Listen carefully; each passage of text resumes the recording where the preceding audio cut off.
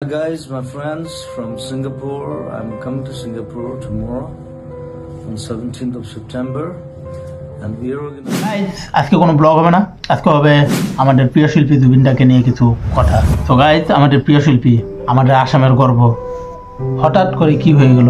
তোমরা তো কম বেশি সবাই জেনে গেছো, মানে কম বেশি কি বলবো, এখন ভারতবর্ষে সবাই জানে যে আমাদের মাঝে আর আমাদের প্রিয় শিল্পী জুবিনদারা নেই।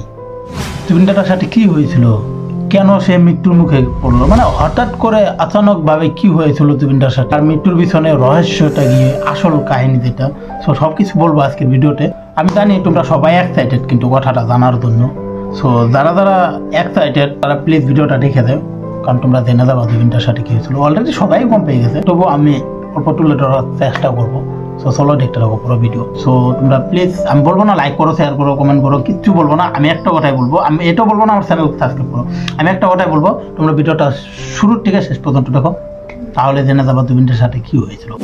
সো গাইজ, ভিডিও কন্টিনিউ করার আগে চলো আমার ইন্ট্রো দিয়ে আজকের ভিডিও শুরু করা যাক। সো হে গাইজ, তো কি সব ঠিকঠাক থাকতে হবে যে তোমরা কে family member.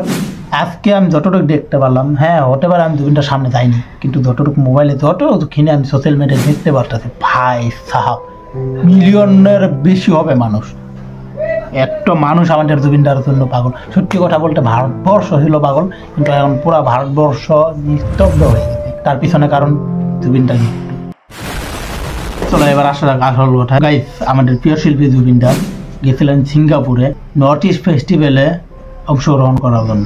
North east festival অংশগ্রহণ করার পর জুবিনদা চলে যায় ভারত মহাসাগরে স্নরকেলিং করার জন্য। আর সেখানে স্নরকেলিং করার সময়কালীনই হঠাৎ করে সিগারেট হয়ে যায়। সো গাইস, এখানে কিন্তু একটা বড় কথা জানা গেছে, আমাদের জুবিনদার মির্গি বেমার ছিল আগে থেকেই। সো ডাক্তার কিন্তু তাকে বারণ করেছিল, মির্গি বেমার থাকার জন্য বারণ করেছিল যে সুইমিং করতে না। কিন্তু কী ভেবে জানি না কীভাবে জুবিনদারা ওই সাগরে গিয়েছিলেন স্নরকেলিং করার জন্য।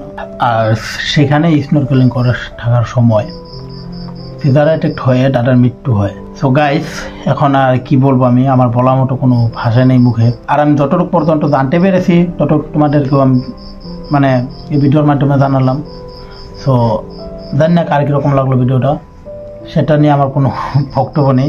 শুধু আমি একটা কথাই বলবো গাইস, যেরকম ডক্টর ভূপেন হাজরিকা আরও অন্য অনেক শিল্পী ছিলেন, অনেক বড় মানুষ ছিলেন, যাদের ফটো এখনও মানুষের ঘরে আছে, এখনও কোনো অফিসে আছে, মানে আরেক জায়গায় আছে বড় মানুষের ফটো। যেরকম ভূপেন হাজরিকার ফটো মহাত্মা গান্ধীর ফটো সব জায়গায় আছে।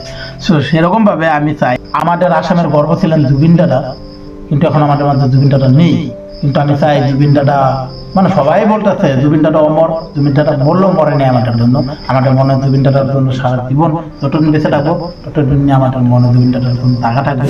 সো আমি চাই তোমাদের মনে জুবিনদাদার জন্য জায়গা রাখো সারা জীবন।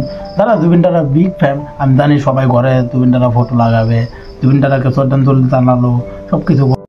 সো গাইস, জানি না কিভাবে কি হলো, আর আমার অনেক জানার ইচ্ছা সত্যি কিভাবে কি হলো। আর যতটুকু জানতে পেরেছি তোমাদেরকে বললাম। হ্যাঁ, অনেকের মনে সন্দেহ থাকতে পারে তার সাথে কিছু স্ক্যাম হয়েছে বা কিছু, কিন্তু এখনো ওরকম কিছু কথা জানা যায়নি। যদি জানতে পারা যায় সবার আগে আমি তোমাদেরকে বলবো।